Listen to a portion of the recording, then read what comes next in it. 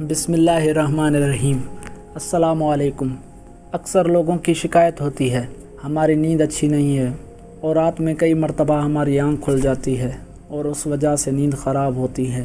ہم میں سے شاید کوئی بھی ایسا نہیں جو رات میں 1-2 مرتبہ جاگتا نہ ہو، کیونکہ کبھی کسی فکر یا پریشانی کی وجہ سے اور کبھی برا خواب دیکھنے پر بھی انسان اچانک بیدار ہو جاتا ہے۔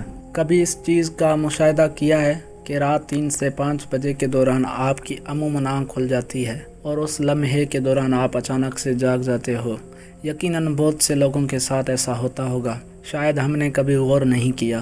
خواتین و حضرات، دنیا میں ہر امیر و غریب، نیک و بد، قدرت کے قانون تحت دکھوں اور غموں اور پریشانیوں سے کسی نہ کسی شکل میں ضرور واسطہ پڑتا ہے، اور دنیا مصیبتوں اور غموں اور پریشانیوں کا گھر ہے۔ بعض لوگ اولاد کی نافرمانی کی وجہ سے پریشان ہیں، کچھ لوگ مال و اسباب کے ختم ہو جانے پر غم میں ڈوبے رہتے ہیں، یعنی انسان کسی نہ کسی فکر یا پریشانی کی وجہ سے نیند کی کمی کا شکار ہوتا ہے۔ لیکن عموماً ایسا ہوتا ہے کہ رات مخصوص وقت یعنی 3 سے 5 بجے کے دوران ہم اچانک سے جاگ جاتے ہیں۔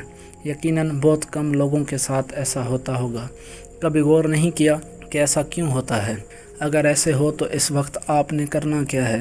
اگر آپ رات 3 سے 5 بجے کے درمیان اچانک نیند سے بیدار ہو جاتے ہیں، آپ کسی مرض میں مبتلا نہیں بلکہ خوش نصیب انسان ہیں، کیونکہ اس لمحے کے دوران آپ کا رب آپ کو یاد کرتا ہے۔ یہ رحمت کے فرشتے ہوتے ہیں جو آپ کو بار بار نیند سے اٹھاتے ہیں۔ رات کے وقت اللہ تعالیٰ اپنے بندوں کے زیادہ قریب ہوتا ہے تاکہ وہ ان کے لیے رحمت اور توبہ کے دروازے پوری طرح کھول دے۔ حضرت ابو ہریرہ رضی اللہ عنہ سے مروی ہے کہ حضور اکرم صلی اللہ علیہ وسلم نے فرمایا، ہمارا پروردگار ہر رات آسمان سے دنیا پر نزول فرماتا ہے۔ جب آخری تہائی حصہ باقی رہ جاتا ہے تو آواز دیتا ہے، کون ہے جو مجھ سے دعا کرے اور میں اس دعا کو قبول کروں؟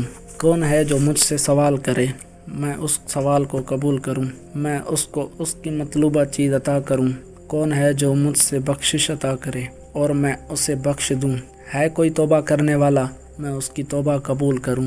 ہے کوئی سائل جسے میں عطا کر دوں؟ یہاں تک کہ صبح طلوع ہو جاتی ہے۔ اس حدیث کا مقصد یہ ہے کہ آپ کو اس قیمتی وقت کی اہمیت بتاتے چلیں۔ یہ وقت کتنی اہمیت کا حامل ہے جب ہمارا مالک خود ہی آواز دیتا ہے، مانگ لو مجھ سے جو بھی اس وقت مجھ سے مانگنا ہے۔ اگر آپ کی آنکھ 3 سے 5 بجے کے دوران کھل جاتی ہے تو فوراً اٹھ جائیں تو اپنے رب سے اپنے لیے مانگ لیں اور اس مقدس اور لمحے والے سے فائدہ اٹھائیں۔ اس وقت میں آپ کو بار بار پکارا جاتا ہے کہ اے انسان، آپ کو جس مقصد کے لیے پیدا کیا گیا ہے اسے پہچانو اور اسے پورا کرو۔ رات کو 3 سے 5 کے درمیان آنکھ کھلنے کے پیچھے کیا اشارہ ملتا ہے اور یہ اچھا شگون ہے یا نہیں؟ رات کو 3 سے 5 کے درمیان کا وقت تہجد کا وقت ہوتا ہے۔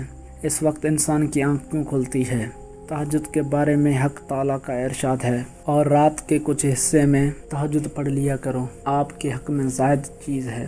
کیا عجب ہے، آپ کا رب آپ کو مقام شفاعت کبریٰ ہے جس پر قیامت کے دن فائز ہو کر آپ صلی اللہ علیہ وسلم اپنی امت کو بخشش کریں گے۔ ارشاد کی روشنی میں مسلمان کو چاہیے کہ رات کو جس وقت آنکھ کھل جائے وضو کر کے 2 رکعت، 4 رکعت، 6 رکعت یا 8 رکعت، جس قدر طاقت اور فرصت ہو، دل کی رغبت ہو، پڑھ لیا کریں۔ تہجد کا ثواب مل جائے گا۔ یاد رہے کہ تہجد کے لیے کوئی خاص صورت نہیں، جس جگہ سے یاد ہو اور دل چاہے پڑھ لیا کریں، کیونکہ آپ صلی اللہ علیہ وسلم کا تہجد کے بارے میں ارشاد ہے، فرض نماز کے بعد سب سے افضل نماز تہجد ہے۔ تہجد کی فضیلت میں بہت سی احادیث ہیں۔ ہر انسان کی آنکھ رات کے اس پہر کیوں کھلتی ہے، اس بارے میں ماہرین کیا کہتے ہیں؟ کیا آپ ان لوگوں میں شامل ہیں جن کی ہر رات ایک ہی وقت اچانک آنکھ کھلتی ہے؟ تو اس بارے میں پریشان مت ہو، کیونکہ ماہرین کے مطابق تو صحت مندی اور اچھی نیند کی ایک علامت ہے۔